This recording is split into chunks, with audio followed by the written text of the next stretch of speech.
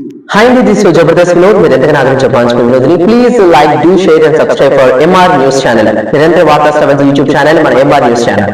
ఆశీస్సులు పలుకుతూ ఉంటే ఆయన చాలా భక్తితో ప్రపత్తితో శరణాగతితో ఆలయంలోకి విచ్చేసి ఆ శ్రీయపతిని కమనీయ రూపాన్ని దర్శించాలి అని విచ్చేస్తూ ఉన్నారు.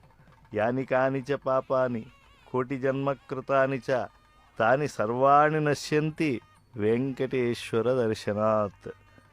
ఒకరి స్నేహం వల్ల కానీ కుతూహలం చేత కానీ ఏదైనా కారణం చేత కానీ వెంకటేశ్వర స్వామి వారిని స్మరిస్తూ దర్శిస్తే వారికి దుఃఖం అనేదే ఉండదు. శ్రీనివాసుని కీర్తించినందువల్ల పూజించినందువల్ల విష్ణు సారూప్యత విష్ణు సాయుధ్యం పొందుతూ ఉంటారు అని చెప్పి మనకి ధర్మశాస్త్రాలు ప్రబోధిస్తూ ఉన్నాయి.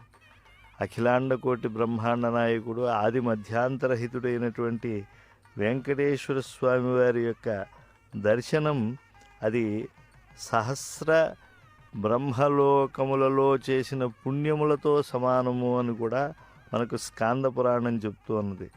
శ్రీనివాస స్వామి వారిని ఒక్కసారైనా అర్చించే వారికి దానములు వ్రతములు తపస్సులు యజ్ఞములు చేయలేదని బెంగ ఉండవలసిన అవసరం లేదు.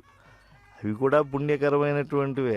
కానీ అంతటి పుణ్యఫలాన్ని శరణాగతితో ప్రపత్తితో భక్తితో చేతులతో నమస్కరించుకుంటూ ఆలయంలోకి ప్రవేశించి దర్శిస్తే పరాత్పరుడు శ్రీనివాసుడు అనుగ్రహిస్తాడు. గౌరవ ముఖ్యమంత్రి వర్యులు ధ్వజస్తంభం దగ్గరికి వచ్చారు. ధ్వజో జీవస్సముచ్యతే.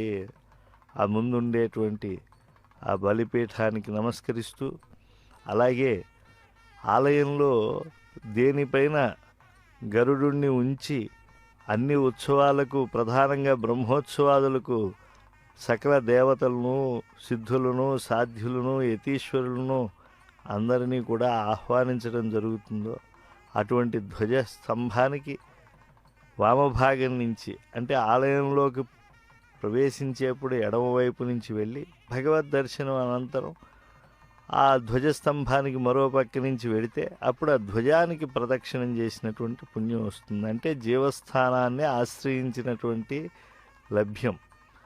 అటువంటి ఆ భగవద్ దర్శనానికి సకుటుంబంతో గౌరవ ముఖ్యమంత్రులు ఆంధ్రప్రదేశ్ శ్రీ నారా చంద్రబాబు నాయుడు గారు ప్రవేశించి వెండి వాకిలను